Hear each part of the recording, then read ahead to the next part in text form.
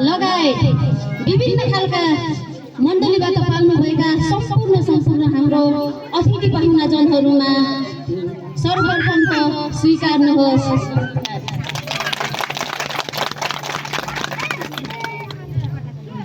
आजको यस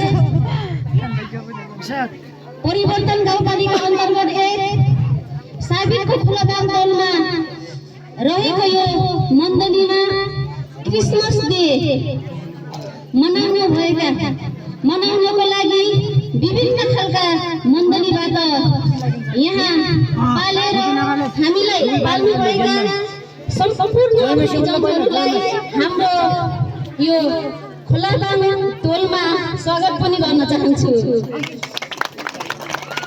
यो क्रिस्चियन धर्मको हिस्ट्री बारेमा मलाई खासै त्यति नलेज त छैन, त्यही पनि जहाँसम्म लाग्छ यो क्रिस्चियन मान्ने जनसङ्ख्याको आधारमा क्रिस्चियन मान्ने सबैभन्दा बढी जनसङ्ख्या भएको अमेरिका महादेश र हाम्रो नेपालको तथ्याङ्कलाई हेर्दा नेपालमा पनि यो 10वटा मुख्य धर्ममध्ये क्रिस्चियन धर्म 5औं स्थानमा रहेको छ, जसमा 1.76% क्रिस्चियन धर्म मान्नुहुँदो रहेछ।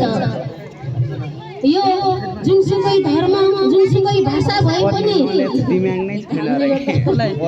जुनसुकै भाषा धर्म मान्यता पनि सबैले विचारहरूलाई सम्मान गर्नुपर्छ भन्न चाहन्छु। त्यसै गरेर यस क्रिसमस डे पुष महिनाको 10 गते परेको थियो। 10 गतेलाई मात्रै आधार मानेर मानिन्छ भन्न लागेको थियो, तर डिसेम्बर महिनाभरि क्रिसमस डे मनाइदो रहेछ भन्ने कुरा पनि यहाँ आएर अवगत भयो। अरू धेरै लामो केही भन्नुभन्दा पनि क्रिस्चियनको बारेमा क्रिस्चियन अग्रजहरूले सबै भनिसक्नुभयो।